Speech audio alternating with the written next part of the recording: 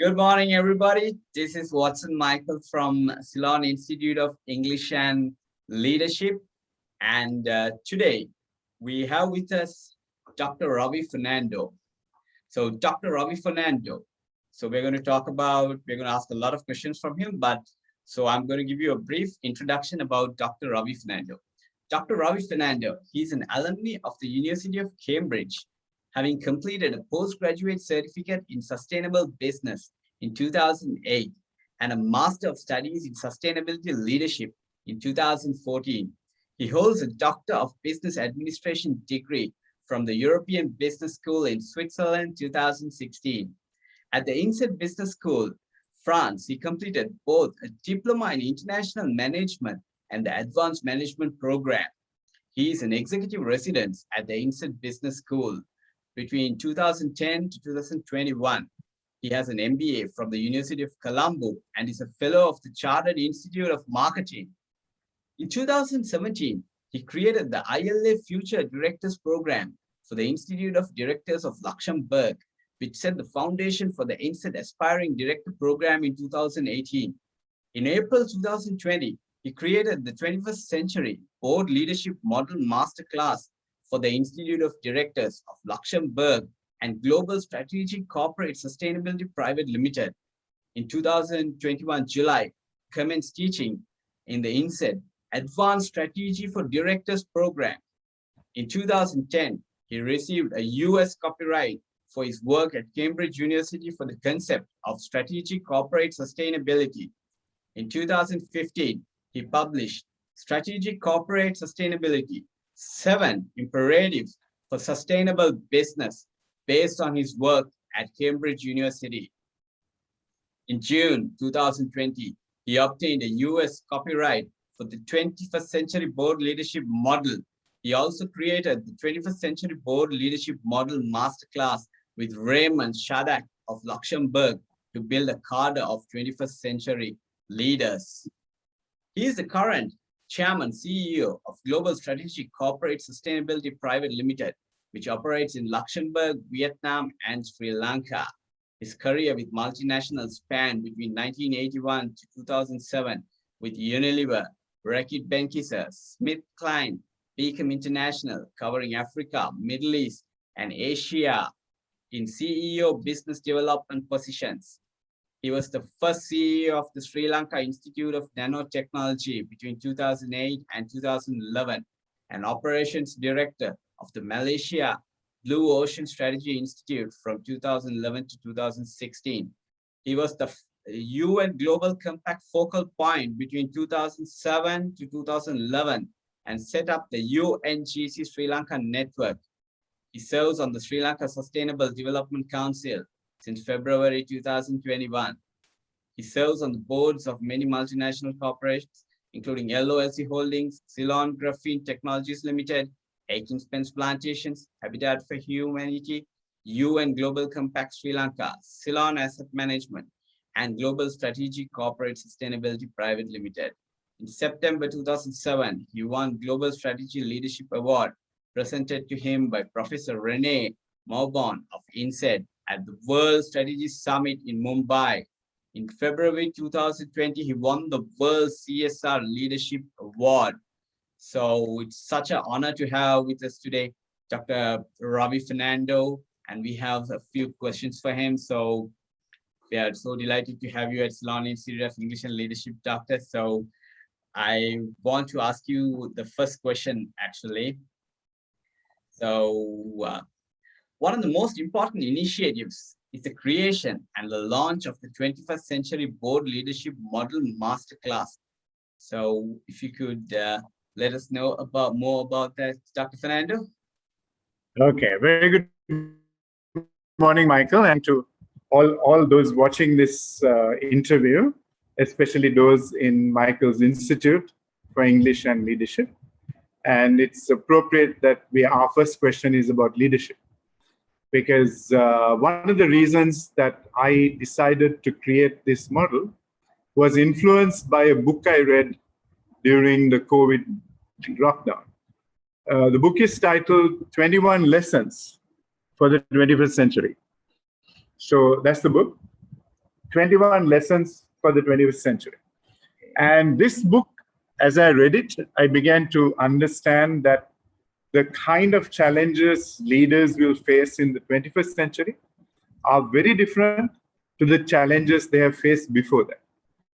However, I also realized that in terms of training people for 21st century leadership, when I look at all the programs out there, which are available in universities, MBA programs, Institute of Director programs, governance programs, that none of them were addressing the 21 lessons for the 21st century.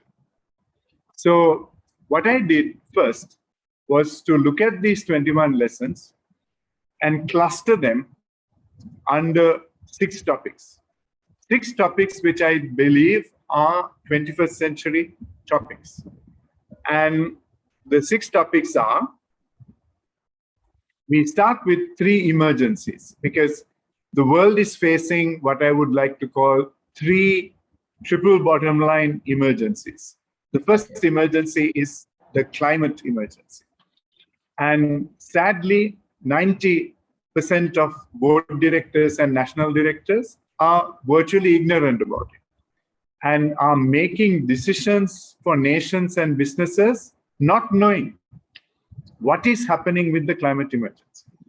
And that is a very key topic in this book, in the 21st century book on 21 lessons. 21st century. The second emergency I talk about is social. Now, why am I talking of health and social emergency as one emergency? Because whenever you have a health emergency, that emergency translates to a social emergency. If anyone is out of work because of a health issue, the next thing is the entire family's income gets affected. Then you have a social emergency. So health and social emergencies are things that we are facing today. And of the year, and became full by 2020, and is continuing to yet be a crisis in the world, demonstrated how ill-prepared boards and national leaders and business leaders are to face a sudden pandemic. And this clearly needs to be addressed in the future. So that is the second emergency, health and social. Third one is when you have a climate emergency, which most nations and companies ignore, and that is coupled with a health and social emergency, you end up with the economic emergency. Lots of people think that economic emergencies happen in isolation. That is not true. Economic emergencies happen when you end up having a health emergency, a social emergency, and a climate emergency all together, and then the end result is an economic emergency. So in the 21st century model, we first put down the 3 emergencies.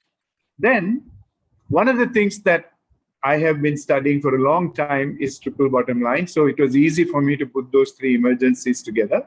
But as I read this book, I realized there are many things that don't fall into the triple bottom line. And I needed to create 3 other headings to capture a 360-degree model. And then the first new model I created was one of 3 disruptors. So there are emergencies and there are disruptors. The 3 disruptors that are disrupting nations, businesses, in a very unplanned for manner. Once again, most leaders at national level and business are unsighted about these issues, and these issues are not taught in any business school, any course, or in any board leadership course. Wow. So the disruptors are, number 1 is technology disruption. What we have to realize is, even if you are a very strong triple bottom line leader, if you ignore what I call the disruptors, your company and your nation will suffer. So technology disruption is a very important area.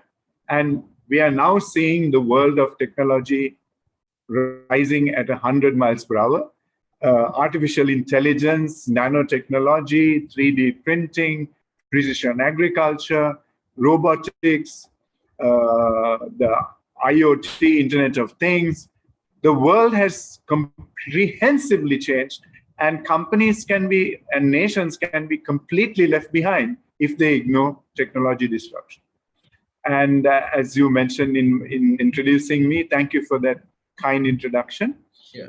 I was the first head of the Nanotechnology Institute of Sri Lanka, and I wanted to create a world-class institute. I've spent almost 18 to 20 years of my life out of Sri Lanka. So I think most of you all know about Sri Lanka much more than I do.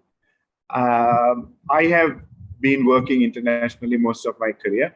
So this was a challenge I got to set up the institute. And I wanted to set up a world-class institute that is second to none. And I created this institute, set it up, and I'm proud to say we are in the forefront of one of the most important new technologies in the world at the Institute of Nanotechnology in Sri Lanka in graphene water desalination. Graphene, Sri Lanka is blessed with the world's purest graphite. 99.8% pure graphite Sri Lanka has. No other country in the world has it.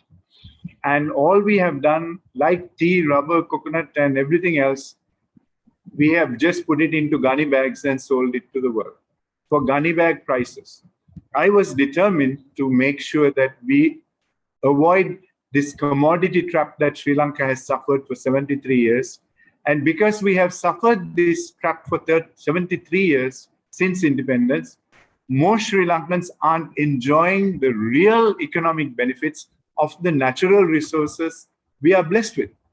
We are simply happy to get commodity prices for everything. Even tea, after 150 or 5 years or something of Ceylon tea, only 2 or 3% is exported in branded form that bring real money to the country. Everything else is in commodity form. So Sri Lanka as a nation has suffered from a commodity mindset in terms of leadership and in terms of strategy. So the first disruptor is technology. Technology is a great disruptor. The second disruptor I realized that people don't talk about much, especially in business schools and business strategy, is what I call geopolitical disruption. And geopolitics used to be a subject that only national leaders were worried about. But having worked internationally for nearly 20 years in world-class multinationals, I realized that geopolitics can disrupt any business that is a multinational or a transnational or an international business, because a decision taken by a nation in terms of its foreign policy can completely disrupt a business. Just as we saw Donald Trump when he was president of the US, he took a decision, lots of decisions against China, and that disrupted big companies like TikTok, like Huawei, just one morning based on his geopolitical leaning. So geopolitics disrupts businesses, and we need to teach 21st century leaders geopolitics. So that's the second module in the disruptors. And the last module in this 6-module series is what I call governance disruption. Now, what is governance disruption? A lot of people, when you talk about the word governance in businesses and even in nations, refer to what is known as ESG, environmental issues, social issues, and governance issues. Once again, I think that model is wrong, because these are not the only 3 governance issues, and governance is not an independent item. Governance, you can have governance issues to do with all 3 of the triple bottom line. So I realized that governance is a totally misunderstood word in the world. And I created what I call a 2 ESG model for governance. And 2 ESG means there is environmental governance issues, So what is an example of that? If companies are quite happy to pollute the planet using single-use plastics, that is an example of a environmental governance compromise. If a company ignores profitability and economic profit and starts cooking the books and putting numbers into their balance sheets and into their P&Ls and into their financial reporting, which are lies, that is a governance issue to do with economic profit. Okay. The third governance issue is to do. So many companies don't realize that there are governance issues to do with people. So when a world leader says, I am going to open the country up for the economic benefit of our country and our GDP growth and sacrifices lives, when he does that, that is a governance issue to do with people. So governance issues, governance is not an independent item. There are governance issues to do with economic governance, environmental governance, and social/people governance. So the last module we teach is a governance strategy to put people and planet before profit. People and planet before profit. So in a very quick way, the 21st Century Board Leadership Model Masterclass has 6 modules, 3 emergencies at the top: climate, health and social, and economic; 3 disruptors: geopolitical, technological, and governance issues. And what we try to do in this module is to help future business leaders understand that when they build future strategy, they must look at it through this entire model and the 6 modules. And we give everyone a strategy template so that they can create for every one of these 6 modules a strategy that is relevant to their business and how they interact in the world. So, Michael, this is a bit of a windy explanation of what I consider to be a world-class module. And I'm very humbled and thrilled that this module is now the most important module that the Institute of Directors of Luxembourg teach to their European directors. Sri Lanka is about to launch this on the 20th of July by the Chartered Accountants of Sri Lanka. So I have agreed to do 1 session for Sri Lanka every year, 1 session. And generally it's a 7-week course. And in September this year, a company in Ireland has now taken the exclusive rights to this program, and we'll be launching it in Ireland and England in September. So a small course that we created for Luxembourg has now slowly become a world-class course. And the reason I'm very confident this is going to do well is because no business school, no MBA program, no director's program covers these 6 topics in 1 course. Wow, amazing. So you can ask me any questions you have on these 6 modules. You're most welcome to do so.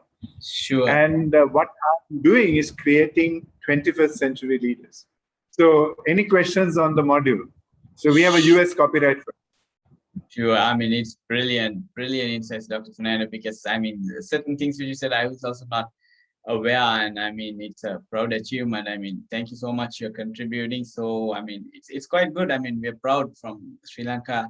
You're contributing a lot for this, and it's on a global scale. I mean, it's quite great. Thank you very much, Dr. Fernando. And we have another question about tourism. So, like Costa Rica, can Sri Lanka adapt to promote sustainable tourism?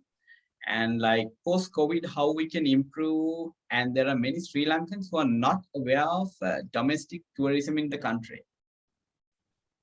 Excellent. So as you know, Michael, one of the areas that have suffered, one industry that has suffered more than all industries in the world today is the global tourism, hospitality, and travel industry. And I'm aware that you have worked in that industry and you know that industry much better than I do. And This sector has got completely devastated in the world because for nearly a year, people weren't able to travel anymore because tourism counts on travel, both domestic and international. But of course, it's the international travel that brings the real dollars to any nation.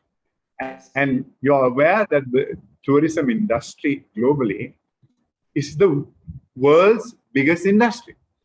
Yes. It's over a $5 to $6 trillion industry.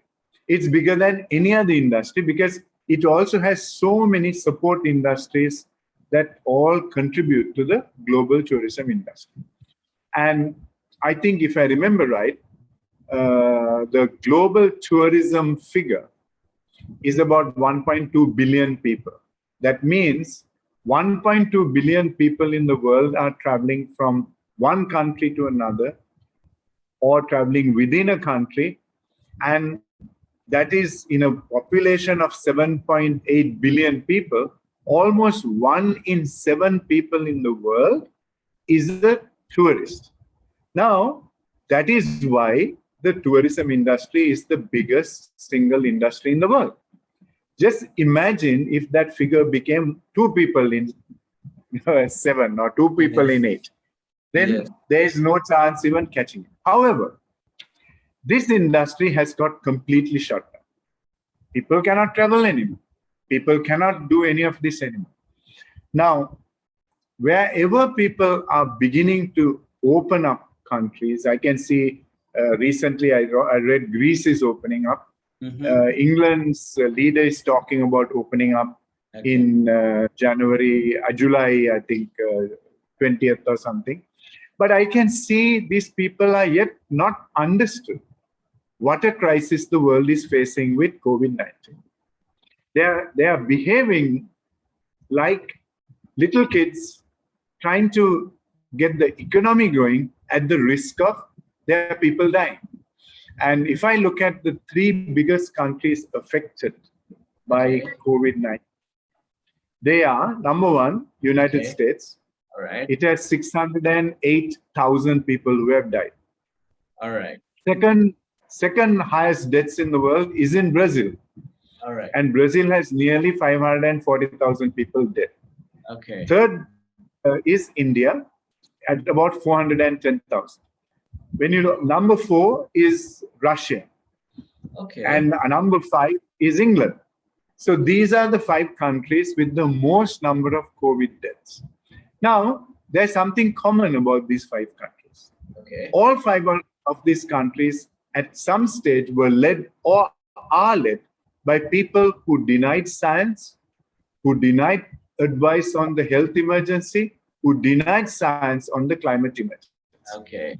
Luckily the US now has a leader in Biden who changed that entire process. But the other 5 countries are yet led by people who ignore science. So when you ignore science, you end up putting economic profit before people. You end up putting economic profit before the planet. So first I want to tell you, because your question is on Costa Rica and sustainable tourism, but I want to give you a global picture of this subject before I go into the potential strategy for tourism. Okay? Sure. So that is the first thing. Now, sustainable tourism. So why is sustainable tourism such an important part of the future of tourism? So sustainable tourism is, I believe, is the only tourism the world should have.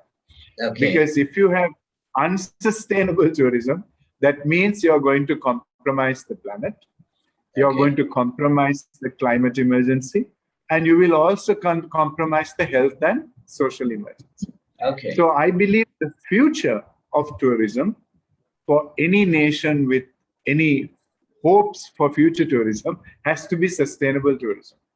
So what did Costa Rica do?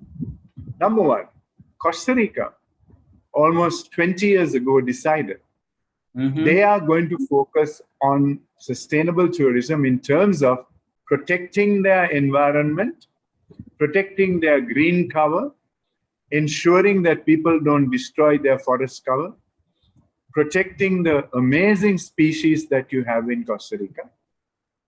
And they made it law. So in Costa Rica, you can't just go around cutting trees. You can only plant trees. Okay. In Costa Rica, there is no army. They closed down the army and put all that money into education. Okay. This is a country that sees sustainability as the crucial element in their strategy.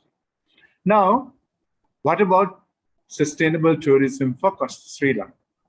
So Sri Lanka has almost all the elements that are unique for Costa Rica. In fact, we have more. All right. What we have that Costa Rica doesn't have is that we also have a 2,500-year history. Okay. So we have all the environmental features that Costa Rica has, almost all, but we have, in addition, 2 or 3 unique features that unfortunately our strategists have never communicated in a focused manner to potential tourists. So what are these things? Number one, we have a 2,500-year history. Sigiriya should have been one of the 7 wonders of the world. We should have worked very much harder to put it on the 7 wonders of the world list, because having traveled the world, I can tell you, that is the most unique feature we have in Sri Lanka. Number 2, we have the world's 2 biggest mammals in one country. We have the elephant and we have the blue whale. The blue whale is the largest seafaring mammal in the world, and the elephant is the largest land-faring mammal in the world. Yes. We can tell anyone in the world, come to Sri Lanka, experience nature in an unprecedented manner, similar to Costa Rica. But we have 2 features that no other country has. We have the whale and the elephant, which is unique to Sri Lanka. And if Sri Lanka is serious about sustainable tourism, then we have to have a strategy to protect the environment of Sri Lanka. At the moment, we are destroying our environment. Sri Lanka, in the last 10 years or 15 years, have destroyed 84% of all our forest cover. 84%. Wow. 84%. In other words, we have only 16% of forest cover left in Sri Lanka. Okay. That is one of the lowest figures in the whole of Asia.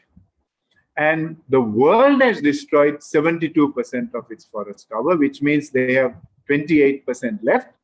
Sri Lanka has destroyed 84%, and we are left with 16%, and we are destroying another 1.2% every year.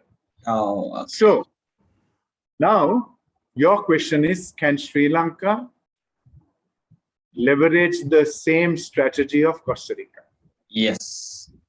I would say we cannot do that unless we at least stop destroying our natural habitat. Okay. Because sustainable tourism starts with natural habitat. If we don't have natural habitat, then we'll be like Dubai, or we'll be like Singapore, and we'll be telling people, come and see the concrete jungle.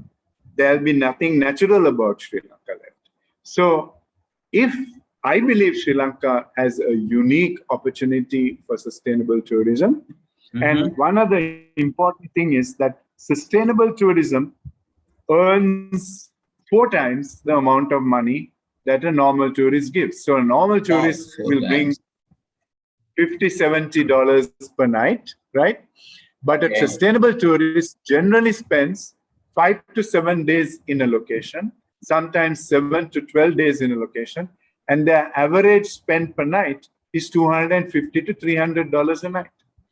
So, is it better to bring 1 million normal tourists, or Sri Lanka, I think now is getting about 1.5 million, or 200,000 sustainable tourists will bring more money than 1.5 million normal tourists? So, if Sri Lanka wants to be a profitable tourism destination, it must start with a very clear sustainable tourism strategy that protects and not destroys the environment, leverages its three unique features of a 2,500-year history, plus the two largest mammals on the planet, and you can experience 3 to 4 different kinds of climatic conditions in one day. In the morning, you can be in Norelia. In the afternoon, you can be in Kandy. And by night, by evening, you can be swimming in Bentota. How many countries in the world can you do that in one day? Very few. Very true. I think Sri Lanka's tourism strategists have missed a major opportunity to really create a unique tourism strategy, learning from Costa Rica, etc. But at the moment, I can tell you we are going in the exact opposite direction of sustainable tourism. So I hope that answers your question. You know about tourism much more than me because you've been in working for Aitken Spence Travel and Tourism. So Yes. what do you think about what I have told you now? Have you heard these things before? Actually, no. I mean, you introduced many new things. You actually told Dr. Fernando. So, I mean, it's beyond perfect. I mean, there are a lot of things which we can implement.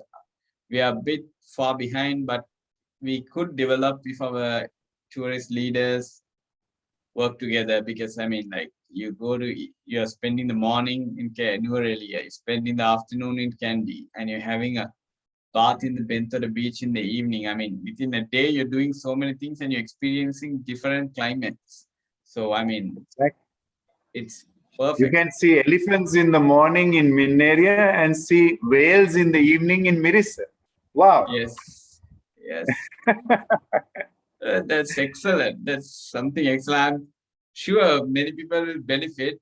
And I hope the tourist leaders as well watch this video. A lot to learn from it. Thank you. Thank you so much, Dr. Fernando.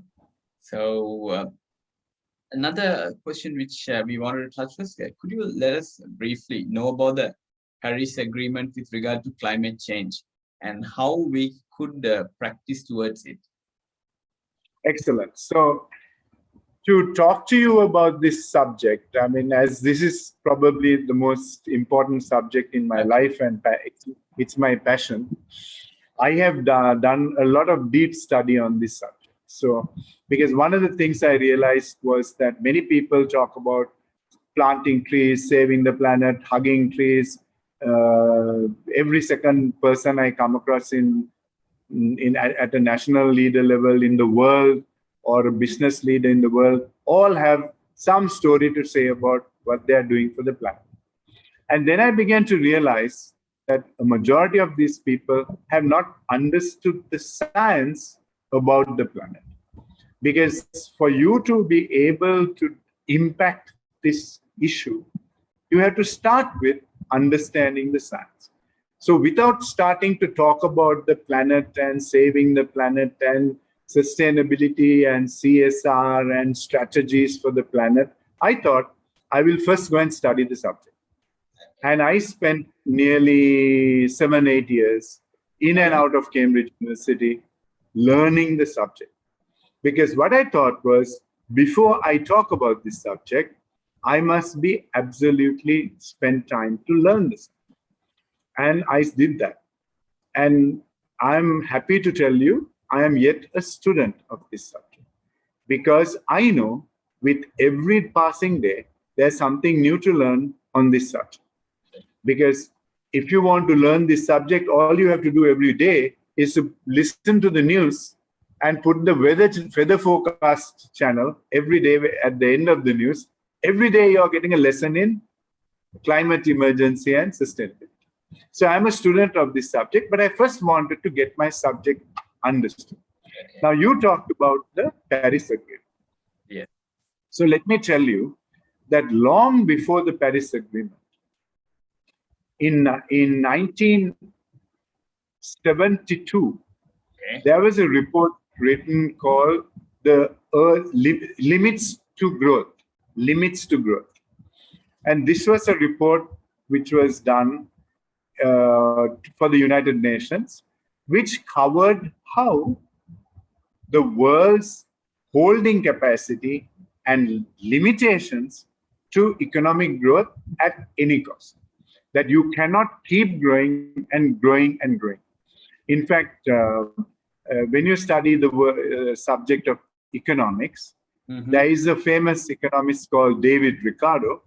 Okay. And in David Ricardo's theory, he talks about diminishing returns in terms of anything, any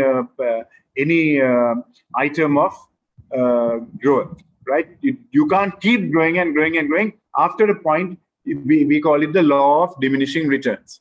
Yes. So limits to growth was explaining this to the world leaders. However, nobody listened to it. Then in 1987, the United Nations now began to realize that the Earth's climate was changing rapidly, and that we were seeing unprecedented changes that we had not seen before. Okay. We were experiencing climate events, extreme weather events. So they commissioned what was then known as the Bruntland Report. Okay. There's a lady called Gro Bruntland, who was Prime Minister of Norway, and they invited her to set up a team and do a deep study of what is happening to the planet, bearing in mind the concept of limits to growth and the law of diminishing returns of David Ricardo. Okay. She presented the report in 1987 to the United Nations titled Our Common Future. Okay. And in that report, everything that you and I are experiencing today in terms of climate change, in terms of climate emergency, rising temperatures, health pandemics, destruction of forests, use of fossil fuels was all catalogued in this report. Okay. In 1987, zeroed in on what they call is the biggest crisis. And they said the crisis, ladies and gentlemen, is that we are burning fossil fuels, which is petroleum, oil, diesel, natural gas. Okay. And this burning of fossil fuels is creating a massive crisis in the planet's atmosphere, because the amount of carbon dioxide these are releasing is getting trapped in the Earth's atmosphere, and the Earth is heating up because of the trapping of carbon dioxide. And one other thing is happening. As the temperatures keep going up, another very sad thing is happening to the planet. So the planet has what we call 3 poles: the North Pole, the South Pole, and the Mid Pole. So the North Pole is known as the Arctic, this Mid Pole is known as the Himalaya mountain range, and the South Pole is the Antarctic. These are sheets of ice, which is basically holding about 3% of the world's fresh water. But these sheets of ice are doing something much more than holding the water, fresh water. It is also reflecting back the sun's heat out of the world. You know that white reflects, yes, black absorbs. Okay. Now, as the snow-capped sheets melt, what is happening is we are not reflecting the sun's heat back, we are absorbing the sun's heat. So 2 factors are affecting what I call global warming in an unprecedented manner. Okay. So 1987, this report was published, and all the world's leaders were told, we have to stop using fossil fuels and move to renewable energy. Nobody listened to this. No one took any notice. Then came 1988. Professor of the United States NASA, the National Aeronautics and Space Administration, made a presentation to the US Congress saying that the 1987 report of Bruntland is very true, and here are more facts and data from my research in the US to confirm that burning of fossil fuels is the problem. No one listened. Then came 1992, and they had what is known as the Rio Earth Summit in Brazil. Okay. Nobody, 207 leaders of the world, including business leaders and 190 national leaders, all came and made commitments and said, we are going to get rid of fossil fuels in 1992. Nothing happened. In fact, we are burning more fossil fuels than ever before. Yes. 1997, they had a big event called the Kyoto Protocol in Japan, and once again called nations to stop using fossil fuels. Nobody took it serious. Now you can come to Paris Agreement. I have to give you the whole history before I talk about any topic. As you can see, I don't come into the topic without giving you the background. Because if you don't understand the background, you will not understand what is happening now. Absolutely. So in 2015, 196 leaders of the world signed to the Paris Agreement. For the first time, they signed a document and said, we are going to give up fossil fuels by 2030, the latest. And we are going to launch the UN Sustainable Development Goals, 17 goals. And we want every country to make a commitment to exit fossil fuels. And we are going to monitor this exiting fossil fuels between 2015 and 2020, then again 2020 and 25, and 25 and 30. So 3 5-year blocks. Yes. Now, that is bringing you up to speed with what is happening with the Paris Agreement. Okay. So the Paris Agreement, the first review happened in December 2020. Okay. And what did we see? We saw that from the commitments nations made, which are known as nationally determined commitments, countries are 70% off the target for what they should have achieved in 2020 December. 70% off the target. That means you have to first achieve the balance 70% we have missed up to 2020, and now achieve 100% of what we have to achieve between 2021 and 2030. Okay. And the whole idea of the Paris Agreement was achieve these numbers so that you can somehow ensure the world's planetary heating doesn't cross the 1.5 degrees centigrade barrier. So when we talk about 1.5 degrees centigrade, I must explain that. How the world measures this temperature is they take 1880 as the base year when the Industrial Revolution started in the world. Okay. So since then only, we started burning more and more fossil fuels in terms of coal-powered engines and coal-powered machines, and even now coal-powered power stations. So coal is the most destructive fossil fuel on the planet because it also creates a lot of health issues.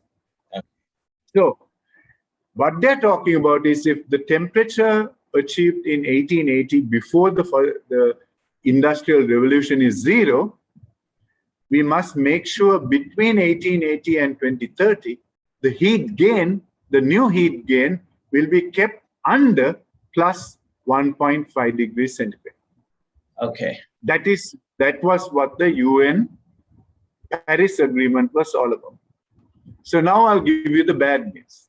First bad news is the world has missed these targets by 70%. Second bad news is that the last 20 years were the hottest years recorded on the planet in the last million years. Wow. The last 20 years between 2000 and 2021 were the hottest 20 years in the history of planet's temperatures. The third bad news is on the 27th of May this year, the BBC had a news item from the World Meteorological Organization, WMO. Okay. And what did they say? They said that we will cross the 1.5 degrees centigrade temperature rise because we were already 1.2 by 2024, 4 years from now. Okay. So while the world is trying to keep temperatures below 1 plus 1.5 in 2030, the WMO is saying we are going to cross it in the next 3 years. So that is the third bad news. Okay. And I'll give you the fourth bad news. The fourth bad news is the coldest parts of the planet are the Arctic, North Pole, South Pole, Antarctic, and the Mid Pole. We call it the Mid Pole, Himalayas. Okay. The Antarctic, South Pole, registered a temperature this last year of 18.3 degrees centigrade. Okay. Plus 18.3 degrees centigrade. Now, that is, if you think that is bad, the Antarctic on the 7th of July, today is the 13th of July, 7th of July, few days back, registered a temperature of plus 45 degrees centigrade. Okay. Now, if the coldest parts of the world are registering 45 degrees centigrade and 18 degrees centigrade, that's a bit like you have a fridge in your house and the freezer is supposed to keep everything at 0 degrees centigrade. If the freezer unit gets to 18 degrees and 45 degrees, you know what will happen to everything in your freezer unit. If you have ice cream, you'll have milkshake. If you have meats, you'll have meats that are spoiled. But what is happening in the world is all the ice caps are melting. So our sun's reflective power is going down because we are now not having enough ice sheets to reflect the sun's heat. So we are absorbing it. Number two, all that water is getting melted and coming to the oceans. Now, what is the world report on sea level rise? So in the Paris Agreement, they presented a report called the International Panel for Climate Change Report 2018, 29, then it updated in 2018 and 2020, and also started in 2015. So what do they say? So this report is about 70, 80 pages. I'm going to tell you that in 2 seconds. Okay. What is this report saying?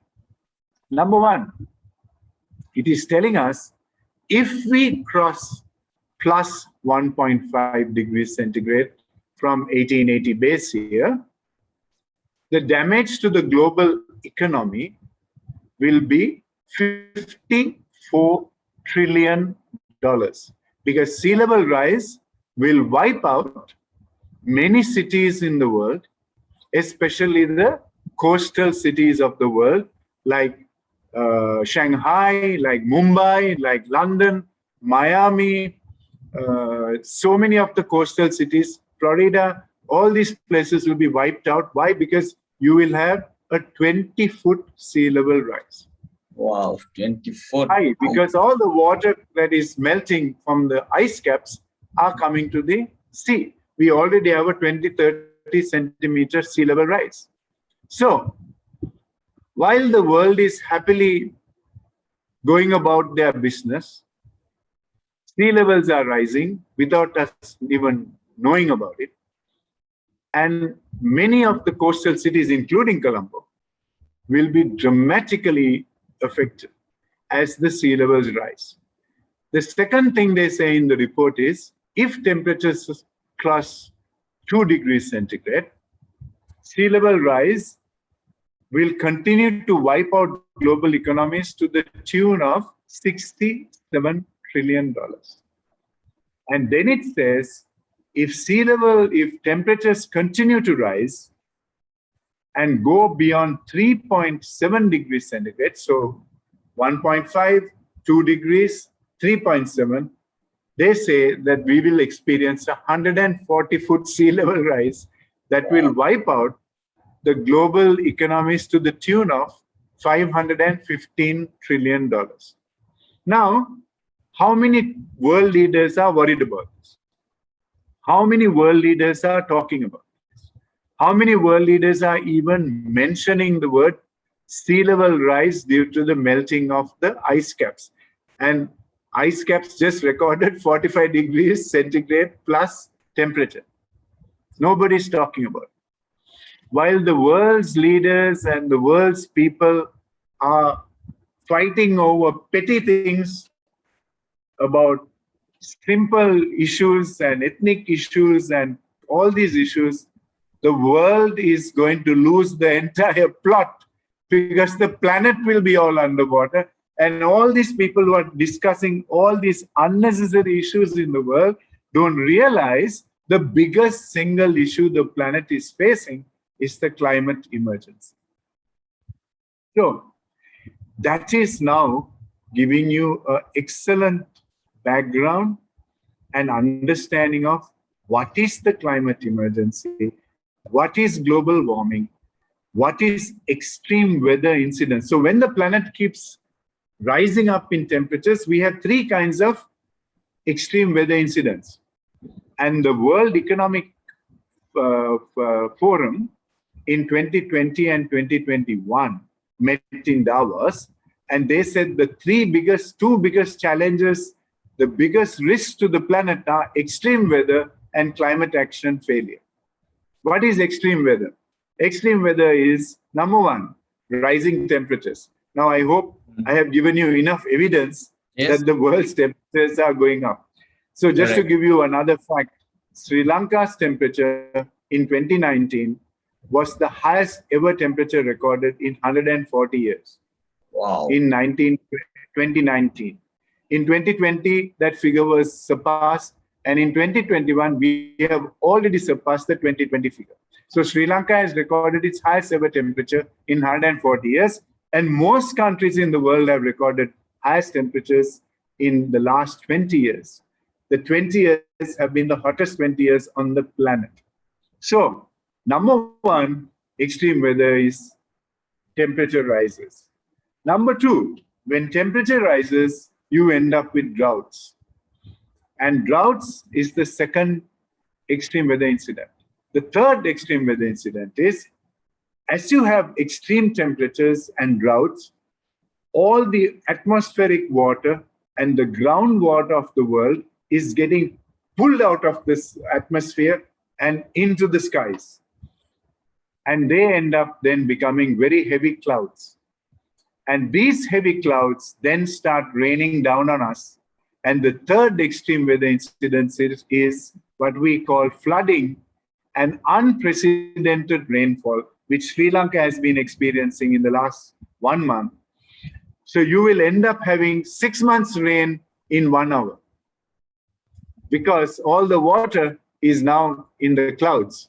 So these are the three kinds of extreme weather incidents that will completely destroy the Earth's GDP.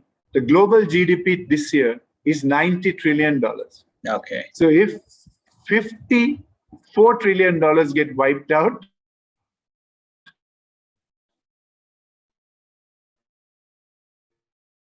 and is that a good part of 60 to 70% of the world's economies will be wiped out if we don't stop using fossil fuels. So are we using less fossil fuels? No. We have started using more fossil fuels.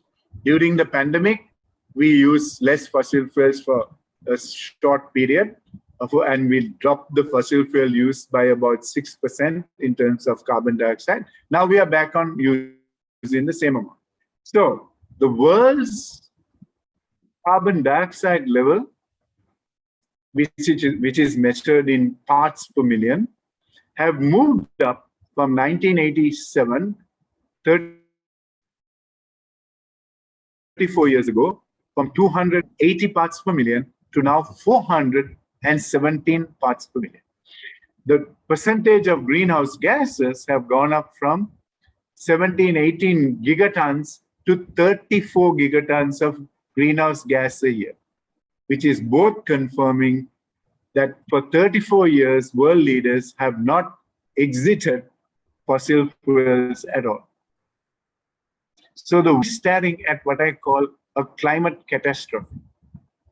But business leaders and world leaders are happily going about their life with business as usual, leadership as usual, and talking and discussing issues which are insignificant compared to the challenges we are really facing.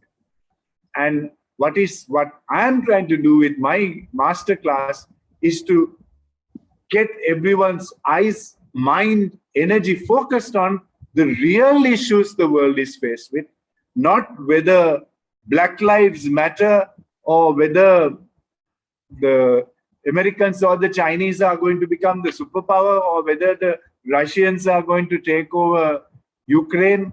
These are not the issues, Michael. Yes. The real issue is we are now fighting for the survival of humanity in the planet. Because 20-foot sea level rise, it happened in Sri Lanka during the tsunami. Correct. The only difference is 20-foot sea level rise came up for 3 seconds and went back. Now think of 20-foot sea level rise remaining all over the world. There will be no Mumbai, there will be no Shanghai, there will be no London, there will be no Colombo. We will all be underwater because sea level rise is happening as we speak. So what should world leaders do if we are serious about saving this planet? What we should be doing is in the next 3 to 5 years, stopping the use of fossil fuels like coal, like natural gas, like petrol and diesel, and move to renewable energy sources like solar, wind, battery, even nuclear energy. It doesn't matter. Clean energy that does not heat the planet. That is the issue. The problem we have is the planet is heating. So I am trying to focus leaders' minds on the real issues, not whether all these other insignificant issues are the big issues. They're not the big issues. So I want to illustrate this with a bit of a joke. Okay. Because sometimes people understand these jokes better than reality. Yeah. So just imagine that 7.9 billion people on the planet are all on one flight, one big plane called Earth ship. This Earth ship is now beginning to face unprecedented climate emergencies in the form of warming of the planet and the heating of the planet due to burning fossil fuels. Now, there are some people in this flight sitting in the first class cabin, maybe about 0.1% of the richest people on the planet, maybe the people like Richard Branson and Elon Musk and Warren Buffett. There are about 8 people in the planet who are billionaires and trillionaires. They are all sitting in first class. And maybe they are thinking, if this Earth ship gets destroyed, we can take our own spaceship and leave the planet, go out of planet like Galactica, Virgin Galactica did recently. So we will escape from Earth and stay in space because they have all the money to do that. Then, in the business class, you have all the world leaders who are the G20 world leaders and business leaders who have a lot of money, who are thinking, we are from Europe, we are from America, and we are going to escape this problem. Only the people in the southern hemisphere nations of Asia, Africa, and the Middle East are going to get drowned when the sea level comes up. We are going to be fine. So we are going to happily sit in business class and enjoy life, knowing that 70% of the world's population are at risk with sea level rise. Then you have everyone else sitting in the economy seat. So about 7.85 billion people are sitting in economy. About 0.01% are sitting in first class. And about 3% are sitting in the business class. Yes. Now, when the Earth ship gets wiped out by the heat and the rising waters, whether you sat in first class or whether you sat in business class or whether you sat in economy class, all 7.8 billion people are going to suffer and going to basically get wiped out. No one is going to say Richard Branson and Jeff Bezos sat in first class and died.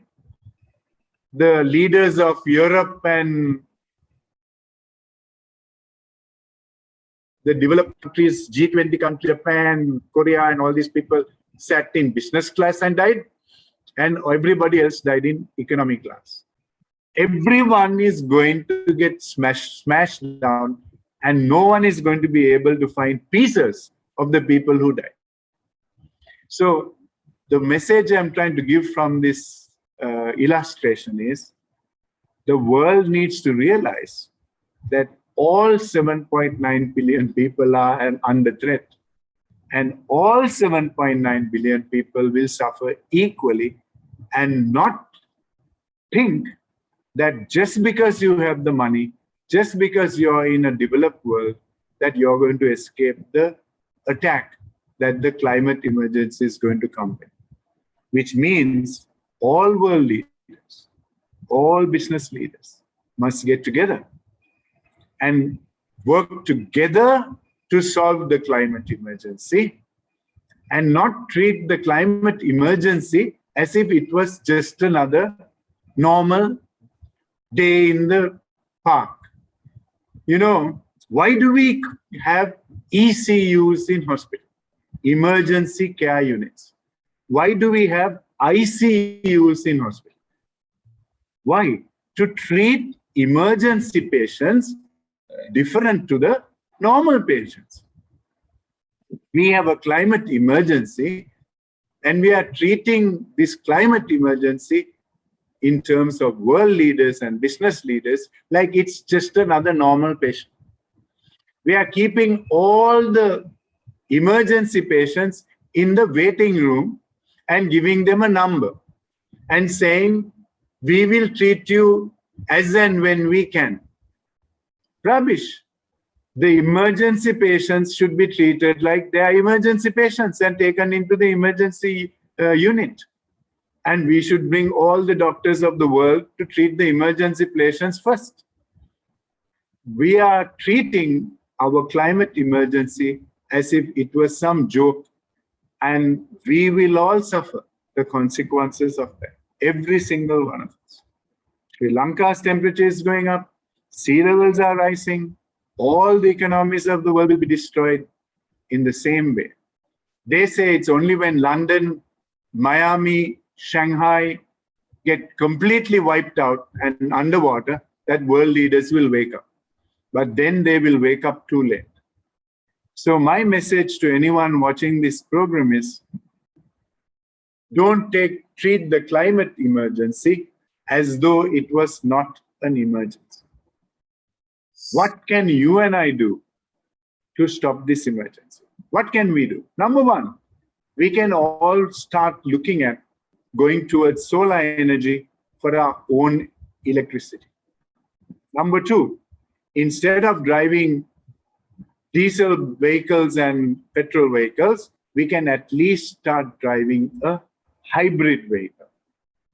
We can all start planting some trees. We can all stop eating meat and start eating more healthy food, because the more meat you eat, the more forests will be covered for the for that sector. Yes. You know. Yes. So every one of us, there are things we can do, and world leaders and national leaders must get on a war footing on the climate emergency, not keep thinking that there's going to be World War III and start building more and more weapons for a world war that will never happen, when the real war we are about to get wiped out by is the climate war. We are putting $5.2 trillion every year to subsidize fossil fuels in the world, to make fossil fuels cheaper. Now, the fossil fuel burning is the problem, Yes. but we are trying to make it cheaper for people. That's a bit like saying sugar is bad and it is going to give you diabetes. Yes. But we are going to make the price of sugar 25% less, so more people can eat sugar and more people can have diabetes. So the world's leaders have to do two things. Business leaders have to do two things. You and I have to do two things. Number one, we must exit fossil fuels. Number one. We can't keep playing with fossil fuels and not expect the planet to get destroyed. Because we are at 1.2 degrees centigrade and 1.5 will cross in 2024-25 as per the World Meteorological Department. So there is no question of waiting. We have to do this fast. Number two, we have to stop subsidizing fossil fuels. Absolutely. When I listen to leaders in the G20 and the UN talking about how serious the climate emergency is, and then going and putting $5 trillion to subsidize it. It's talking from both sides of the mouth. One side they're saying we must save the planet. The other side they're saying we must subsidize fossil fuels. You can't do both. You have to do one. So that is the big story about the Paris Agreement. And that is why it prompted me to create this course, because I thought I will do what I can to create leaders who understand the reality of the climate emergency. Excellent, brilliant insights, Dr. Fernando. Actually, you covered some of the other questions also because you explained it so well and very clearly. And you covered what we should do and what people are doing and how the leaders should act.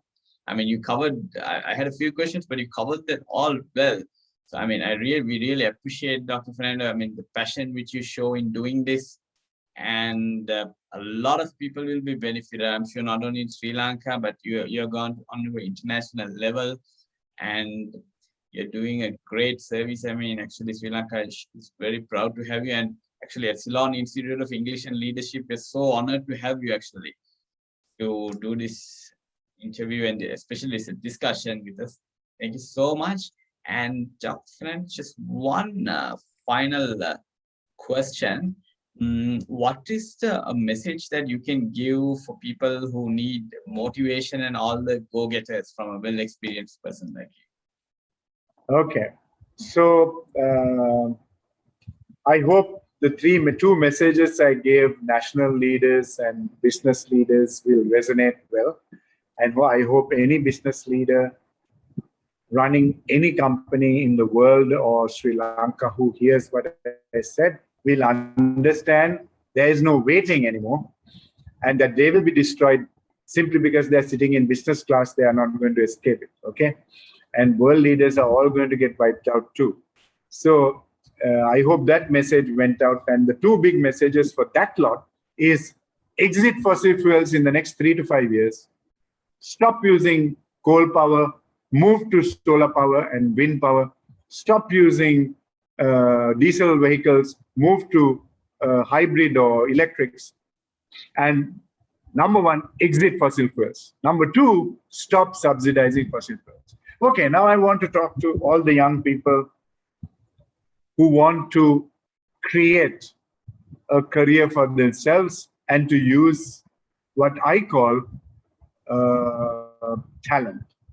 So I come from a belief that every single human being on this planet, every single human being, black, white, red, pink, yellow, Chinese, Japanese, Indian, Asian, African, and I have worked in 4 continents of the world.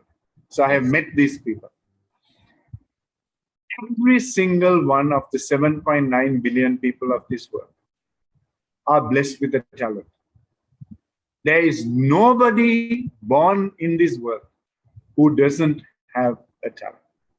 So first word of encouragement to everyone listening to this is that none of you have any less talent than somebody else. All of you are equally blessed with talent, because I believe that there is a God above there who gives every single one of us a talent. Now, the question is, what are you going to do to find out what is that talent? And how are you going to put your time and energy to make that talent that you are individually blessed with more than anyone else, and turn that into an opportunity to create great impact in the world? So the second big message to everyone is spend time and try to figure out what is that unique talent you have been blessed with. And I can tell you, there's no one in the planet with no talent. Question is, some people take the trouble to find that talent. Sometimes they find the talent and do nothing about it. They just bury the talent under a tree. Some people put some water and make the talent grow. And that talent then becomes a globally impacting talent, because that is the purpose you were given the talent, not for you to keep it under a tree or under a chair or under a table. It was shine out to impact the world. Now, the third key message I want to give everyone is that none of us are born any superior to anyone else. Whatever race, whatever religion, whatever ethnicity you belong to, we are all equal. No one is more important and less important than someone else. And I learned that as a very young boy, because my dad taught me that lesson very, very aggressively. Because he would let us not even use harsh language to anybody who was doing any work for us in our home or anywhere. He would sometimes take me to a side and give me a caning because I used bad language to someone who was in our home. Okay? He used to always say, love these people, all of these are equal. These people are only little unfortunate. That's why they are helping us. The other key lesson he taught me was, we don't have different races in Sri Lanka. Every ethnicity is equal. There are no Sinhalese, Tamils, Hindus, Burghers, Muslims. We have one humanity. And the blood of all these people is red. Love them all equally. And I have practiced that in my life. Excellent. Every time. Every time. Even when I was married, my best man was a Tamil gent.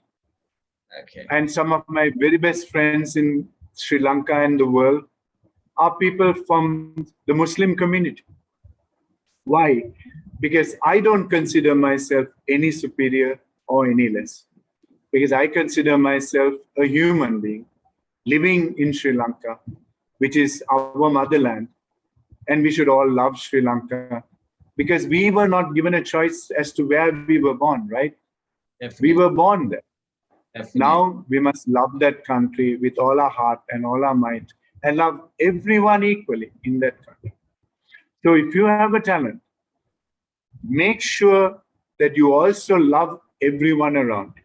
You cannot treat people differently. You cannot even talk about people differently. And I embrace every Sri Lankan, wherever I meet them.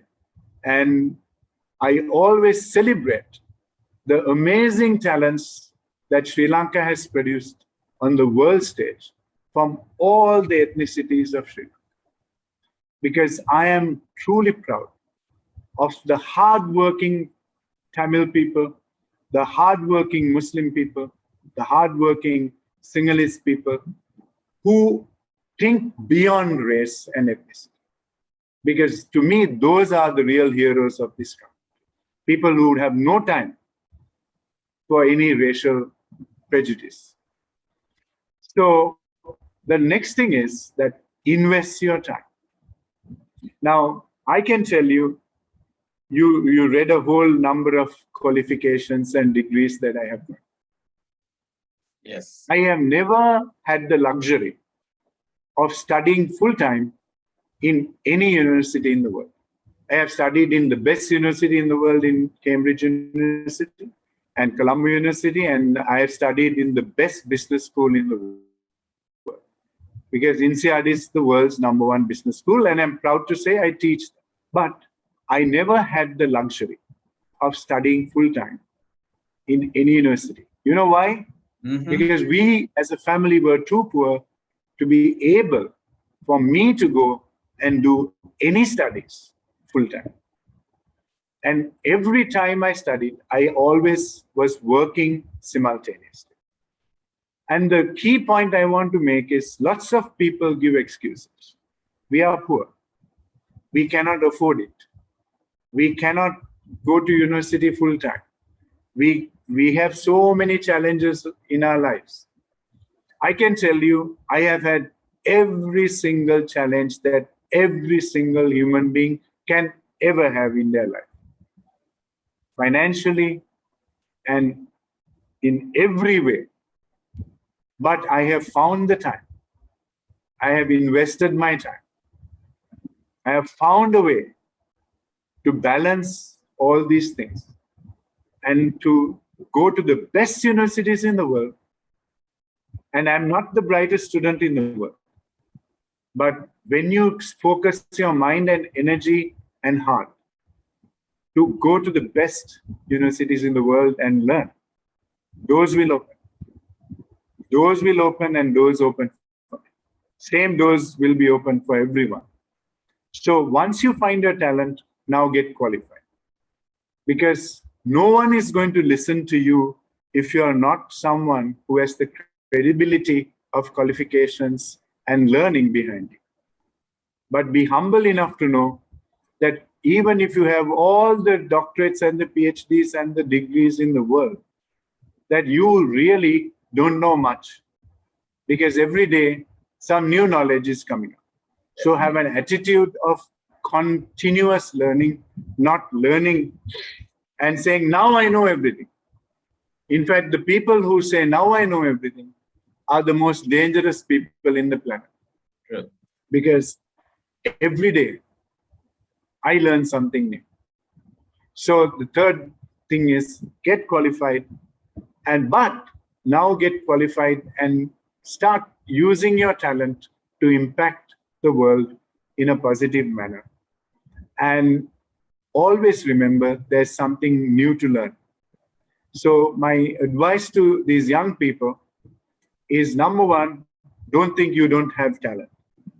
You have a talent. Identify it. Invest time and energy and get qualified.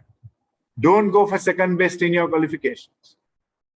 Find a way to get yourself educated, because education teaches you much more about how to live with everyone in peace and harmony than all the qualifications that you can get. Sure. And if after learning all this, if you can't get on with everyone in the planet and every ethnicity and respect everyone and have no biases, then your education is useless. You might as well throw the education in the sea, because what it's really telling me is all this education didn't change you to be able to realize every human being is equal. Sure. No two human beings are to be looked at differently, with different eyes, right? Love everyone. You cannot love only the people in your ethnicity or your group. If you can't love everyone, your education is useless. So get qualified, impact the world. However small Sri Lanka is, if you have a talent, if you have invested time and energy, to take that talent and get credibility in the world stage, you can begin to impact the world with that talent. You can make a difference, even in the most developed nations in the world. Because they will see that you are offering and you're doing something different. So these are my final words of encouragement to everyone. And never ever underestimate yourself. I'm not saying that you have to be proud. I'm not saying that you have to be arrogant. Because one of the things that education must do is to make you humble. Humility is the true sign of an educated person. It is not arrogance. So get educated, be humble, and always remember there's something new to learn every minute of every day. You never will ever know everything, and accept the fact there are others who will know a lot more than you will ever know. But believe that you have something special and unique and take it to the world. Superb. Excellent, Dr. Fernando. Thank you so much. I mean, excellent interview, and I'm sure a lot of people will enjoy it, and our students especially. So thank you very much once again for taking time. And in a few months' time, we hope to do another wonderful discussion with you. All the best, Watson, for your institute and for yourself. I wish you all the very best in your personal journey.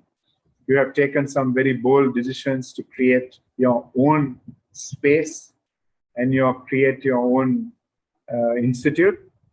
Now make it unique, make it globally competitive, and offer something that all the other institutes don't offer, and make them relevant leaders for the future, and make yourself a relevant leader for the future. And if anyone in your institute or you want any support that I can give, I'm very happy to give that. And I will do so with a lot of sincerity. All the best. Thank and you. Have a wonderful. Thank you so much, Dr. Fernando, and all the best to you too. All the best. Thank you. Thank you.